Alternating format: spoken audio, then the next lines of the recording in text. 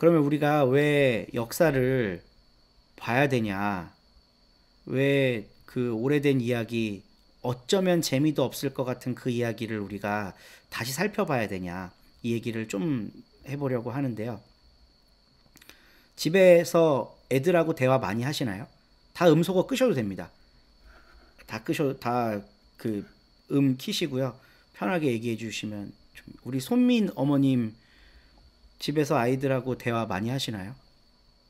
저는 하려고 노력은 하는데 네. 아이들이 그닥 길게 얘기를 안 해줘서 되게 꼬치꼬치 캐묻는 편이에요, 실은. 그러니까 엄마가 아이들한테 대화를 유도하려고 질문을 많이 하시는 거죠. 네, 그러면 건성건성 대답해 주고, 네. 네, 저도 그렇습니다. 일곱 그 그러니까 대화를 하려고 늘 접근하는 게 오늘 어린이집에서 어땠어? 점심 뭐 먹었어? 친구들하고 뭐 했어? 뭐가 제일 재밌었어? 막 이런 걸 질문하게 돼요, 부모님들이. 근데 그건 좋은 대화법은 아닌 것 같아요. 좋은 대화법은 아닌 것 같아요. 대부분 다 그렇게 하고 있고 저도 그렇게 하고 있지만 우리 조지혜 님은 혹시 아이가 있으신가요? 대화를 많이 하시는 편이신가요? 아니요. 저는 우리 그 지윤 전도사님은 어떠신가요? 저는 아직 아이가 아, 말을 잘 못해서 말을 그, 잘 못해서 거의 제가 혼자 말을 많이 하는 편이죠. 아, 이 대화라는 게 그 꼭 언어로만 할 수 있는 건 아니니까요. 그렇죠. 네, 몸으로 네, 하고, 감정으로도 네, 교감하고 하니까, 먹는 걸로도 하고 네, 그렇게 하고 있습니다. 우리 전 전도사님은 어떠십니까? 요즘에는 혼내는 대화를 많이 하는 것 같아요. 하지 마. 빨리 해. 뭐 거의 하는 거야? 거의 대부분의 집에서 네. 들려오는 엄마와 자식 간의 대화인 거죠. 그죠? 이를 앙다물면서 하는 대화. 네. 우리가 혹시 그 아직 이거 화면 오프하신 분 중에 얘기해 주실 분 있나요? 자녀들과 대화 좀 많이 하는 모범적인 사례를 한번 듣고 싶습니다. 윤우리 목사님. 아, 네. 이 대화가 잘 안 될 것 같네요. 역사하면 그럼. 되게 오래된 얘기를 생각하는데 사실은 어제 일도 역사예요. 그저께 일도 역사고. 그리고 아이들한테 가장 궁금한 역사가 뭘까요? 애들이 제일 궁금해할 역사. 태정태세 음, 문단세 예성연중 임명성일까요? 아니면 태초에 하나님이 천지를 창조하시니라 아브라함 역사 이거를 궁금해할까요, 애들이? 신구약 성경의 역사, 교회의 역사 이거 아무 관심 없어요. 애들이 가장 궁금해할 역사가 뭘까요? 엄마 자신의 아빠의 역사. 역사? 그럴 수도 있죠. 자기 애가 강한 아이는 어릴 때부터 자기의 역사를 중요하게 생각할 수도 있죠. 근데 제 생각에는 부모의 역사가 가장 궁금할 것 같아요. 근데 대부분의 부모님들이 자기의 과거를 다시 떠올리고 생각하고 싶어 하지 않아요. 그렇기 때문에 그러니까 한번 생각해 보세요. 내가 어릴 때부터 자라서 지금까지 오기까지의 과정을 우리 아이가 얼마나 알고 있나? 거의 모를걸요, 아마? 거의 몰라요. 좋은 것만 알고 있는 것 같아요. 아까 몇 가지 엄마 아빠가 자랑하고 싶은 것만 알고 있겠죠. 응. 어, 네. 어. 근데 그거는 너무 MSG가 많은 역사잖아요. 그러니까 MSG 없는 요즘에 순수한 음식 먹이기 운동 많이 하는데 그런 엄마 아빠가 어떻게 살았는지 나중에 나이 들어서 이제 뭐 40대 50대 되면 부모님이 늙으시고 돌아가실 때 되고 혹은 돌아가시거나 이러면 아 우리 부모님이 어떻게 사셨나 돌아보게 되잖아요. 그 거의 모든 자식들의 공통 분모일 것 같아요, 이거는. 그래서 그제서 준비를 하면 이게 다 알 수가 없는 거예요. 그래서 아이가 가장 궁금해하는 역사는 조선 역사도 아니고 성경의 역사도 아니고 단군 할아버지 이야기도 아니고 나랑 살부비고 가장 오랜 시간 함께하는 내 부모를 알고 싶어 하지 않을까? 그러니까 감각적으로. 근데 부모랑의 관계 속에서 넘지 말아야 될 선을 자꾸 애들이 규정받기 때문에 더 안 물어보는 거예요. 더 엄마 아빠는 7살 때 어땠어? 초등학교 다닐 때 어땠어? 이래야 나랑 이게 동질감이 느껴지는데 그때 내 엄마 아빠는 없는 인간인 거죠. 아이들의 기억 속에는. 그래서 역사를 보는 이유를 너무 거창하게 생각하지 말고 그냥 나의 역사를 보여주는 게 아이들에겐 굉장히 유의미하겠구나. 이런 생각으로 한번 접근해 봤으면 좋겠어요. 교회라는 공동체는 가정이라는 울타리를 넘어서는 새 가정 공동체잖아요. 그러니까 어떤 의미에선 전도사님이 아빠가 될 수도 있고 엄마가 될 수도 있고 선생님들이 삼촌 뭐 이모 뭐 다 이렇게 될 수 있는 거 아니에요? 그러니까 이런 우리 교회라고 하는 공동체도 하나의 가정으로 본다면 아이들이 궁금해하는 건 바로 우리들 여러분들 자신의 역사일 거라는 거죠. 저는 이 포인트에서 대화를 새롭게 생각해 봐야 된다고 주장하고 생각해요. 그러니까 애들한테 이야기를 거는 방식이 너 오늘 뭐 했어? 오늘 어땠어? 학원 갔다 왔는데 어때? 오늘 수학학원 잘 갔다 왔어? 피아노 쳤는데 좀 늘었어? 이게 거의 대부분의 어른들의 질문이거든요. 근데 애들은 그 대화를 하고 싶은 게 아니라 넌 진짜 힘들겠다. 내가 4학년 때 나는 학원 같은 거 한 번도 다녀본 적 없는데 맨날 놀았는데 엄마 아빠 11살 때는 이랬어. 애들이 듣고 있을 것 같아요. 그래서 역사를 보는 이유는 먼 이야기를 공부하듯 보는 게 아니라 우리가 서로 소통하기 위해 옛날 이야기들을 다시 끄집어내야 된다. 저희 그 외할머니가 올해가 100살이세요. 그래서 이제 약간 그러니까 이제 치매 진단은 받으셨는데 멀쩡하세요. 다 기억하고 저도 수십 명의 손자들 중에 하나일 뿐인데 저를 기억하시거든요. 자손을 많이 낳으셔갖고 그래서 가면 한 7세 정도 됐을 때부터 제가 뭔가 소명감을 갖고 할머니한테 어렸을 때부터 왜 할아버지랑 결혼했는지 결혼하고 나서 어떤 일이 있었는지 이런 걸 막 묻기 시작했어요. 근데 할아버지랑 결혼하고 난 다음부터는 분노하시는 일 포인트가 너무 많아갖고 얘기하시다가 막 혈압이 올라서 옆에서 어머니가 야 그만 물어봐라 하실 정도로 그 옛날 이야기를 막 해주시는 거예요.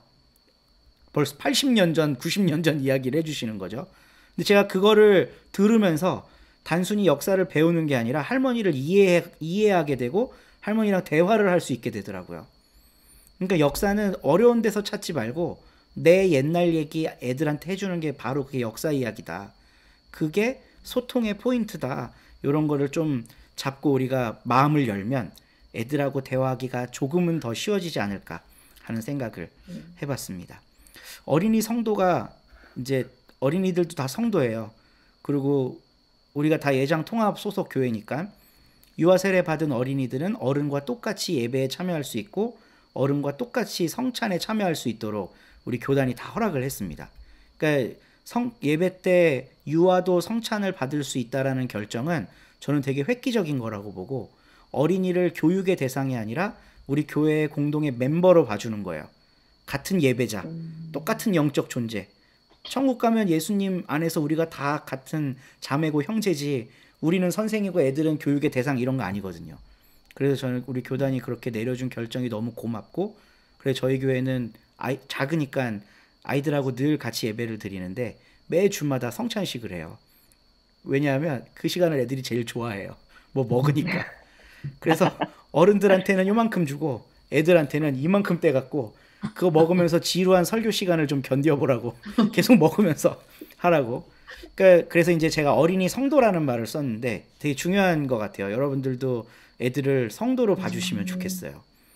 그 성도가 왜 공부를 해야 하나 되게 재미없고 어려운 분이긴 한데 이 H카라는 분이 역사는 현재와 과거 사회의 끊임없는 대화다 이렇게 말씀을 하셨는데 과거는 부모 혹은 선생님 이전 세대고요.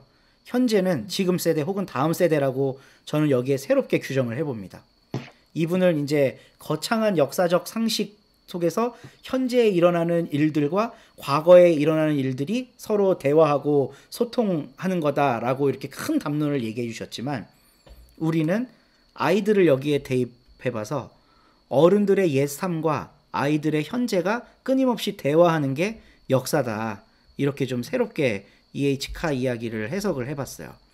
그러니까 애들이 역사 이야기를 들어야 되는 이유는 같이 살고 있는 이전 세대를 이해하기 위해서 필요하다는 거예요. 그러니까 옛날 이야기, 뭐 황희정승 이야기 듣고 감동받으라는 게 아니라 이미 우리들은 다 애들 입장에서 봤을 때 기성세대고 꼰대예요. 역사를 공부하는 이유는 우리를 이해하기 위해서 아이들에게 필요하다는 겁니다. 그래서 이제 요즘에 무슨 애들한테 한국사 교육하고 이런 게 엄청 유행이어갖고 지지난주에 설민석이 부활했어요. 학위 논문 위조한 것 때문에 몇 년 동안 침묵 속에 있었잖아요. 근데 이분이 독실한 기독교인이거든요. 그래서 강남에 보면 광림교회라고 있는데 대한민국에서 10손가락 안에 드는 거대한 대형 교회인데 그 광림교회는 문화사역을 되게 중요하게 생각해서 아예 콘서트홀 같은 게 따로 있어요. 뭐 애들 어린이 뮤지컬하고 오페라하고 이럴 수 있는 문화 공간이 따로 있는데 그거를 지금 통째로 빌려서 어린이 한국사 교육을 다시 시작하고 있습니다. 막 춤추고 노래 부르고 하면서. 근데 이분이 나와서 마지막에 이제 멘트를 치면서 어린애들 마무리를 잘 해주는데 저는 한편의 설교를 듣는 느낌이었어요. 그러니까 너무 감동적이고 교훈적이고 이분이 기독교 신앙이 있는 게 확실하구나라는 게 느껴지더라고요. 그러니까 부모님들도 어린이들한테 역사 교육하는 게 중요하다고 생각해서 설민석이 기획한 역사 뮤지컬이란다. 그럼 막 보러 다니고 그러거든요. 근데 그런 차원을 넘어서 왜 그거를 해야 되느냐는 당위가 분명해야 돼요.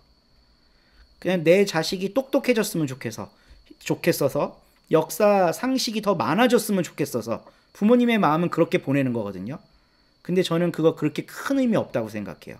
그 애한테 그렇게 도움 안 돼요. 나랑 어떤 관계가 형성되느냐가 훨씬 중요한 거죠.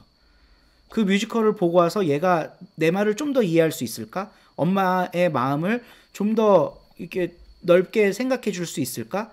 이 포인트랑 이게 닿지 않으면 가서 머릿속에 쌓는 지식은 무쓸모라고 생각을 하는 거예요. 그러니까 왜 역사를 공부해야 되나? 부모 세대와 다음 세대 간에 끊임없이 대화하기 위해 역사 공부해야 된다. 이런 당위가 우리 안에 좀 이렇게 공통 분모로 형성돼 있으면 좋겠습니다. 그래서 제가 초반에 여쭤봤던 건데요. 얼마만큼 대화하시나? 죄송합니다. 제가 얼굴만 보고 김건우님과 김세훈님께 그 질문을 드리지 않아서. 네, 제 추측이 맞나요?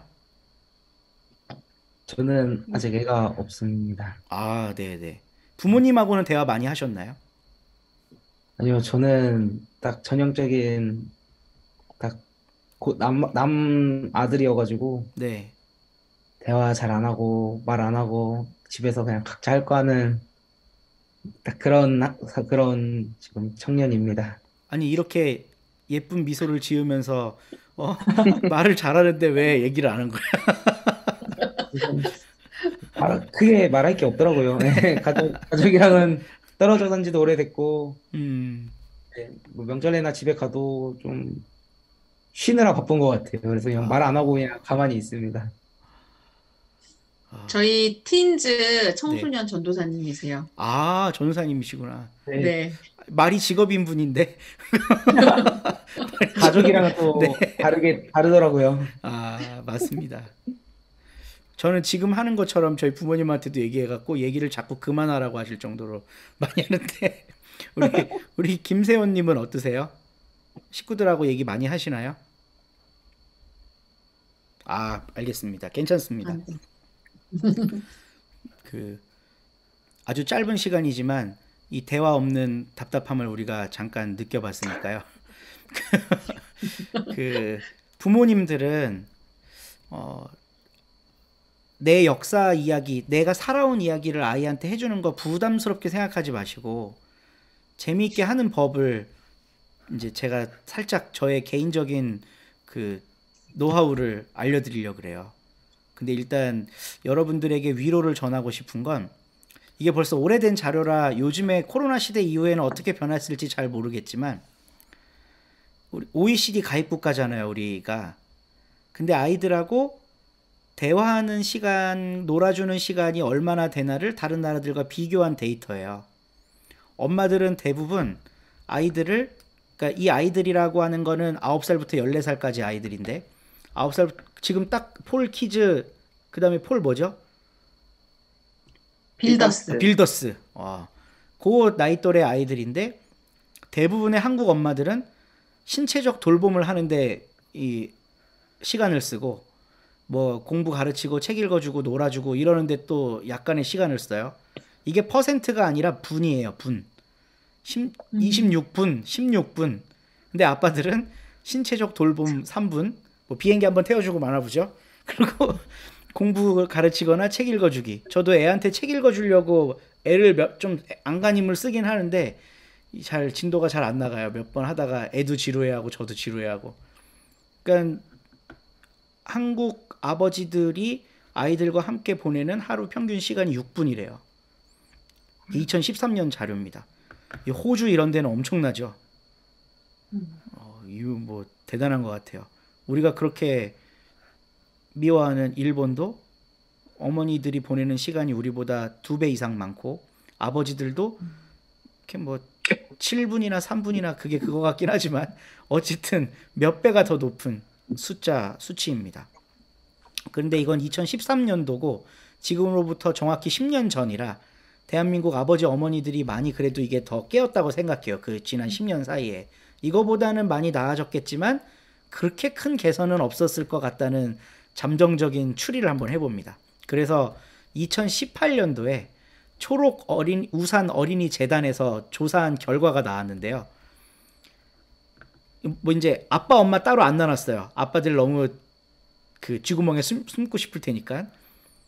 엄마 아빠 합쳐서 아이들하고 함께하는 평균 시간이 13분 정도라고 2018년도 자료입니다. 저는 어떤 의미에서는 하나님이 이런 한국의 어린이들을 위로하기 위해 코로나를 보내신 거 아닌가 하는 생각도 해봐요. 집에서 부모님과 함께하는 시간이 압도적으로 많이 높아졌잖아요. 근데 단순히 한 공간에서 숨 쉬는 시간이 늘어난 거랑 내가 그 아이랑 소통하는 거랑은 또 완전 다른 문제거든요. 그러니까 우리는 얼마만큼 소통하고 있나 하는 걸 좀 이렇게 체크하고 점검해 봤으면 좋겠어요. 그리고 되게 속이 많이 상했는데 요 부분 보면 하루 평균 애들의 활동 비율이 32.4%가 잠자고 23%가 학교 가고 공부하고 식사, 위생, 뭐 손 씻고 머리 감고 밥 먹고 하는 거 요 정도 8% 정도. 그러니까 기본 생활과 공부하는데 77.3%를 쓰고 나머지는 잠자는 거예요. 기본 생활이라고 하는 건 밥 먹고 씻고 뭐 학교 갔다 오고 이런 거죠. 근데 가족과 함께하는 시간은 이제 비율로 보면 0.9% 정도래요. 제가 운정에 살다가 문산으로 이사를 왔는데요. 운정 사는 분 계시나요? 우리 전 전사님 말고. 많으시구나. 운정에서 풀양기까지 가시는 거예요? 멋지시네요. 네. 운정 홈플러스 있는데 보면 학원이 엄청 많잖아요. 근데 하루 한 7시쯤인가 제가 이제 저녁 식사를 하고 홈플러스 앞을 이렇게 지나가는데 그 앞에서 차가 못 지나갈 정도로 많이 막히는 거예요. 이제 학원차들이 여러 대가 이렇게 오다가 제일 바깥 차선으로 주차를 해서 애들을 태워야 되니까 이게 교통 체증을 일으키더라고요. 그래서 학원차 되게 많네 하고 안을 이렇게 딱 들여다봤는데 제가 깜짝 놀랐어요. 수십 대의 학원차에 애들이 가득 차 있는 거예요. 와, 저 애들 다 교회 오면 좋겠다. 일단 1차적으로는 이런 목사의 생각 한번 나누고, 근데 그 안에서 애들의 표정을 제가 좀 이렇게 살펴봤는데 이 행복한 사람과 그렇지 않은 사람의 얼굴은 바로 알 수 있거든요. 제가 후쿠시마 사태가 딱 일어났을 때 그 일본 그 방사능 유출 사건 있잖아요. 후쿠시마 원전 사태. 그게 딱 일어난 다음 달에 일본에 갔어요. 그러니까 이제 기도하고 선교하는 마음을 가지고 아픔을 공감하려고 갔거든요.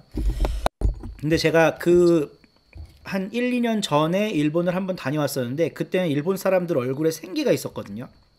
근데 후쿠시마 사태 딱 일어난 직후 한 달 뒤에 지하철도 타고 버스도 타고 일본 사람들이 어떻게 사나 보고 싶어서 한 5일 정도를 그냥 무계획으로 일본을 그냥 막 다녔어요. 표정이 다 맛이 갔어요. 표정이. 아마 이태원 사건 이후에 젊은이들, 그것과 관련돼 있는 젊은이들이 어떤 표정을 하고 살았을까 한번 생각해 보시면, 아, 이 사람이 충격적인 일을 당하고 나면 사람 얼굴이 맛이 가는구나 하는 걸 쉽게 아실 수 있을 거예요. 근데 섬뜩한 거는 그 학원차에 실려 있는 애들에게 그 표정이 나온다는 거예요. 그 표정으로 있거나 다 핸드폰 보고 있거나. 핸드폰 보면 얼굴 표정이 더 잘 보여요. 화면이 환하잖아요. 그러니까 얼굴을 환하게 비춰주거든요. 그래서 잠깐 섬뜩한 마음이 들었어요. 그러니까 이 뭐 초록 우산 어린이 재단이 연구한 게 전 너무 잘했다고 생각하고, 77.3%를 기본적인 생활, 학교, 학원, 밥 먹고 씻고 요게 다 보내고, 남은 시간 30%는 자고, 가족과 함께 유의미한 시간을 보내는 건 0.9%. 이게 애들이 표정이 정상일 리가 없죠. 저는 너무 심각한 문제라고 생각합니다. 그리고 그 아이들한테 설문조사를 해서 행복을 위한 최우선의 조건이 뭔가를 이제 500 몇십 명의 애들한테 조사를 한 거예요. 그랬더니 가정이 화목하면 행복하겠다라고 한 아이들의 비율이 제일 높아. 그러니까 애들은 이미 다 알고 있는 거예요. 집에서 지지고 볶고 얘기하고 부모 이야기 듣고 자기 이야기하고 이걸 하고 싶은 거예요. 근데 부모님들은 대화의 방법을 몰랐기 때문에 아, 우리 애는 말 걸어도 대답 잘 안 해요. 뭐 이렇게 되는 거거든요, 지금. 근데 애들은 사실 제일 하고 싶은 게 단란하고 화목한 가정이에요. 제일 하고 싶은 게. 그러니까 이게 계속 뭔가 핀트가 어그러져요. 누구 때문일까? 저는 거의 99.9% 어른 때문이라고 생각합니다. 99.9% 어른 때문. 그러니까 부모 세대가 정말 내가 진정으로 소통해야 되겠다라는 이게 없는 거죠. 왜냐면 너무 바쁘게 살고 해결해야 될 일들이 너무 많기 때문에 다른 일들에 아이들을 맡겨놓는 경우가 더 많은 거예요. 그래서 저는 이번에 역사에 대한 이야기를 우리가 나누면서 일단 강화도도 갔다 오고 애들이랑 거기서 술래잡기도 할 거고 뛰어놀기도 하고 이런 재미있는 활동을 할 테지만, 사실 딱 우리가 중심에 잡고 가야 되는 거는 역사 얘기를 이렇게 할 수 있구나라는 걸 한번 감을 잡아보시고 아이들하고 집에서나 혹은 교회 안에서 내 얘기하는 법을 좀 이렇게 훈련하면 좋겠다 하는 생각이에요. 저는 어떻게 애하고 얘기하냐면, 제가 정답은 아니지만 그냥 하나의 케이스를 보여드리는 겁니다. 엄마 아빠의 과거사를 아이한테 밝히는 거예요. 기억을 되새김. 그러니까 저희 아이가 질문이 되게 많은데 제일 많이 하는 질문이 엄마 아빠는 어떻게 결혼하게 됐어? 예요. 그러면 대부분의 엄마 아빠는 서로 각자 자기에게 유리한 방식으로 결혼 이야기를 설명합니다. 그래서 MSG가 엄청 많이 들어가는 거죠. 그런 이야기라고 할지라도 아이는 그게 되게 재밌어요. 어떻게 결혼했는지, 어떻게 연애했는지, 근데 거기에 한 발짝 더 들어가 보는 거죠. 제가 왼쪽 팔뚝에, 여기 왼쪽 팔에 굉장히 큰 흉터가 하나 있어요. 그러니까 이제 아이가 지금은 별로 안 그러는데 더 어릴 때는 같이 목욕하고 막 이러잖아요. 아빠 팔에 있는 상처가 신기한 거예요. 이건 왜 그래? 라고 물어보니까 제가 걔한테 물렸었거든요. 큰 도사견한테 6살 때 물려서 죽을 뻔한 적이 있어요. 근데 그 이야기를 해줬더니, 그러니까 왜 걔 앞을 지나가게 됐으며, 걔는 왜 나를 덮쳤으며, 아빠가 왜 죽을 뻔했으며, 이런 얘기를 해줬는데 너무 관심을 깊게 갖고 보는 거예요. 아이가 6살 때인데 6살 아빠가 걔한테 물렸었다고 하니까 이게 동질감이 느껴진 거죠. 이제 가볍게 설명을 해드리면, 제가 장난꾸러기라 아버지를 놀리고 도망가는 일이 되게 많았었어요, 어릴 때. 근데 한 겨울이었는데 아빠한테 메롱을 했나 어쨌나 하고 막 도망을 가고 있었어요. 그러니까 아버지가 저를 잡으려고, 이놈 하고 잡으려고 쫓아왔을 거 아니에요. 근데 마침 아랫집에 도사견 2마리가 짝짓기를 하고 있었어요. 그게 이 극도의 흥분 상태가 된 수컷 도사견이 조그만한 게 이렇게 휙 지나가는 걸 보니까 자기의 본분을 망각하고 그러니까 제가 타겟이 된 거예요. 그래서 말뚝을 쑥 뽑고 저한테 달려와서 저를 덮쳤어요. 그때 물었던 게 모기였으면 전 아마 죽었을 거예요. 근데 다행히 팔뚝을 물었고, 그때는 뭐 지금 제 세 손가락 합친 것만큼의 두께밖에 안 되는 팔뚝이었을 텐데, 뭐 겨울이어서 엄마가 밖에 나가면 춥다고 내복에 티셔츠에 청 자켓에 오리털 파카까지 아주 든든하게 입혔었거든요. 근데도 도사견이 무으니까 저는 그때 정신을 잃어갖고 모르고 아버지가 막 달려와서 저를 안고 그 개를 떼내려고 막 발로 찬 거예요. 근데 그래도 안 떨어져요. 도사견이 워낙 끈질긴 애들이라. 투견하는 뭐 이런 애들이잖아요. 그래서 멀리서 주인이 몽둥이를 하나 들고 와갖고 그 개를 때려서 결국 떼냈고, 그 이후부터는 저는 기억에 별로 없어요. 이 정신을 잃어버린 거예요. 죽다 살아나갖고. 그러니까 이건 이제 어른 버전으로 얘기한 건데, 아이한테 할 때는 훨씬 더 현실감 있게 막 얘기했겠죠. 이만한 개가 아빠한테 덮치는데 황소보다 컸다고 막 이러면서 이제 애한테 막 얘기를 해주는 거예요. 그러니까 이 스토리가 애한테 얼마나 인상적이고 자극적이었는지 지금 아이가 다니는 어린이집에 이 스토리를 모르는 애들이 없어요. 저는 그 애들을 한 번도 만나본 적이 없거든요.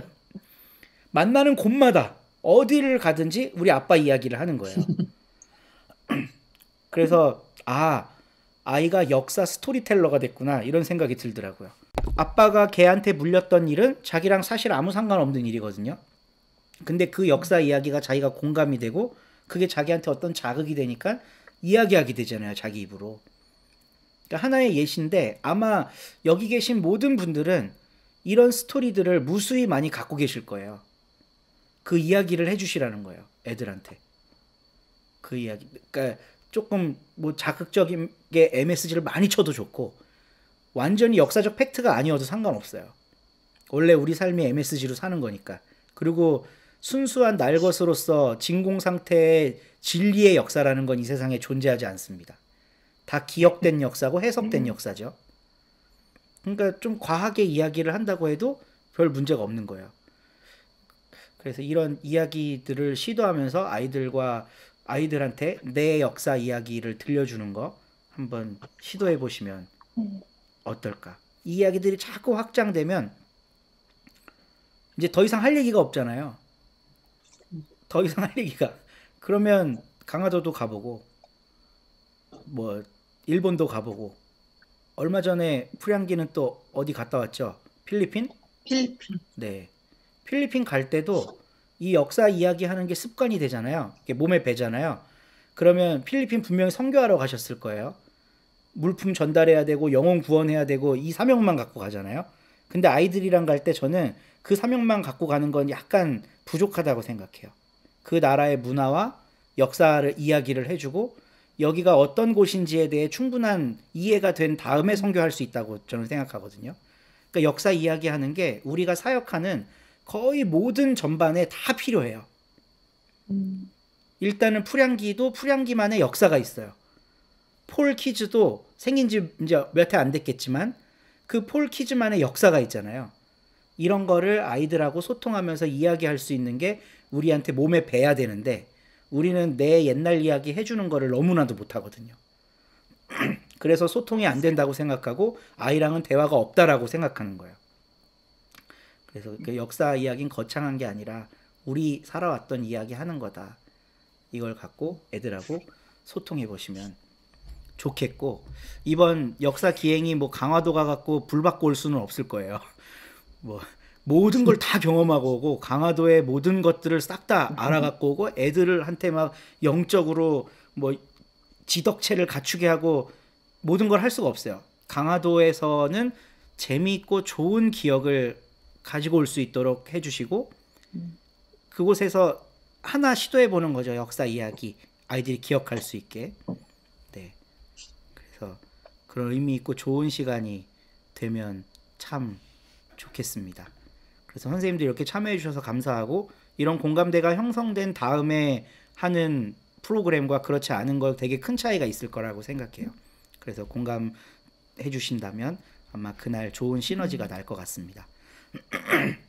이제 좀 그 갑자기 갑분기 갑자기 분위기 기도하는 네.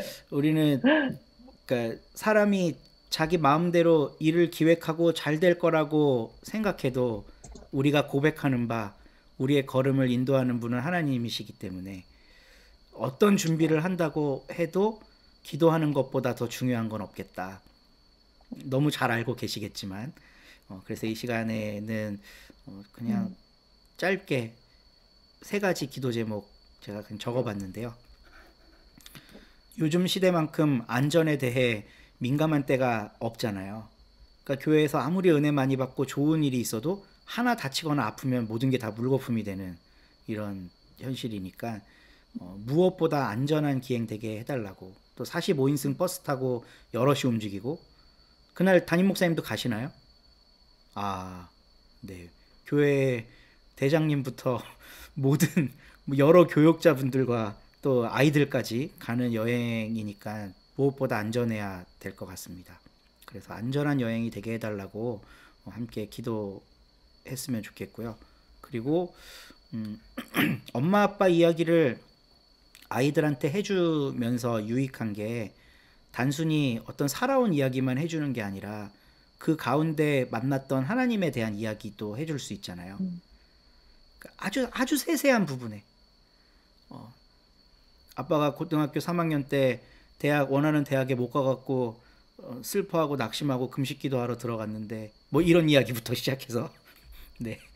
근데 하나님이 결국은 다 선한 길로 인도해 주셨더라. 그러니까 우리가 역사 이야기를 하는 이유는 하나님이 우리 역사의 주인이시라는 걸 배우게 하기 위해서인 거죠. 그러니까 요거를 또 아이들과 잘 나누면서 우리가 단순히 강화도의 역사 혹은 기독교라고 하는 한 종파의 역사 이거를 전달하는 게 아니라 하나님을 느끼고 오게 해달라고 기도해 주셨으면 좋겠습니다. 그리고 이때 여기 3번에 우리 가정은 교회를 포함하는 거예요. 프리향기 공동체. 네, 제가 요 오른쪽 맨 아래에다가 서로교회 로고를 넣으려고 하다가 프리향기 교회 우리 가족 공동체 여러분들을 위해 이제 기도하는 마음으로 이 시간을 잠깐 준비했었는데 우리 가정, 우리 프리향기 교회에 성령님이 함께 하셔서 단절된 대화가 허물어지고 소통이 일어나게 해주십시오. 이 소통이 일어나는데 역사 이야기하는 것, 내 삶의 이야기하는 게 사용될 수 있도록 우리의 입을 열어주시고 마음을 움직여주시고 아이들과 소통하는 어른이 되게 해주십시오. 우리 각자의 자리에서 조용한 소리 내면서 또 야심한 밤에 이웃한테 피해를 주면 안 되니까요. 우리 한 2분 정도 같이 합심해서 기도하겠습니다. 기도하고 제가 마무리로 기도할게요.